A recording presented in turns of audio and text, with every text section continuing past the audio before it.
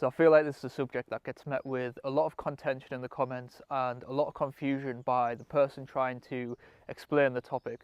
So let me clear some of that up for you today.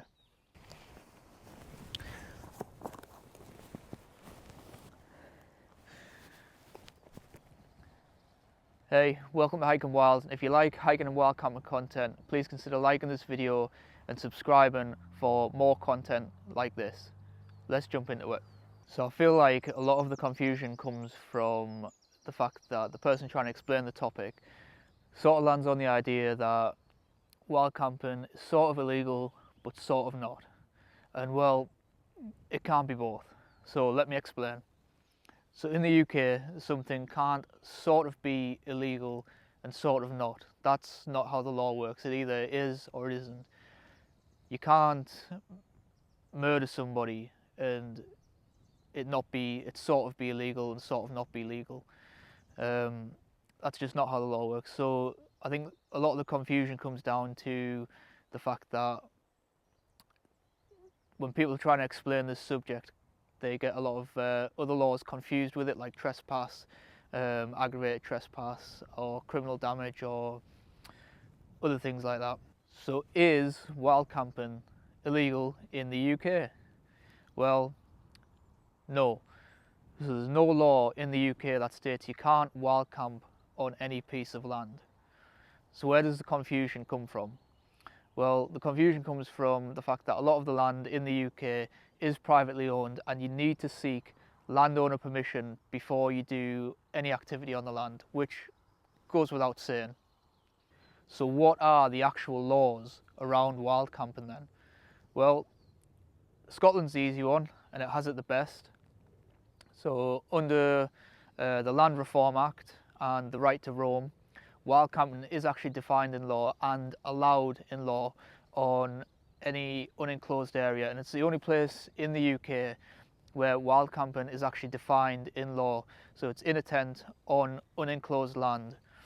And there are restrictions to this, especially around the Trossachs and Loch Lomond during the peak season in the summer. So they run a permit scheme around some of the busiest areas, so that's just something to be wary of. Obviously you can't go camping in somebody's back garden, and it is reliant on you following the Scottish Outdoor Access Code. So this is the difficult one. In England, Wales and Northern Ireland, there is no law that expressly prohibits you from wild camping except where certain bylaws exist. Like the one in the Lake District that simply states you should seek landowner permission to wild camp or face a £50 fine. And the council have been cracking down on this recently. They've been issuing fines for people fly camping along the banks of the lakes and leaving litter and their tents and everything behind. The only place in England is in Dartmoor where wild camping is actually permitted, and that's because of an old law that governs that area. And this is being challenged in court, however, by a few wealthy landowners that want that right removed and want that access removed. So that is just one to keep an eye on. I think it's important to mention that just because wild camping isn't illegal in the UK, you won't actually get arrested for wild camping.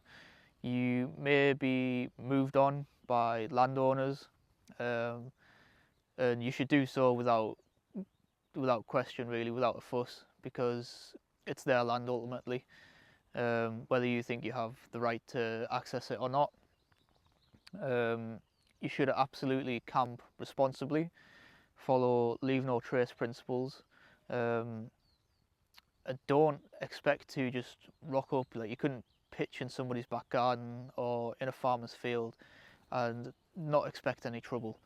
That's not what wild camping's about. Wild camping's about being discreet, setting up late, leaving early, leaving no trace. And in the 6 years that I've been doing it, I've never had any issues. I camp in the lakes mostly. And to do this, I follow the Lake District's National Park Authority guidelines, which is camping above the last fell wall or above 400 metres. Never camp by like the lake shores. Everything you pack in with you, you pack out, so leave no rubbish, not even banana peels or anything like that. So I hope this has cleared the subject up. I can't stress enough how you should absolutely camp responsibly, leave no trace, and subscribe for more hiking and wild camping content. I'll see you on the next one.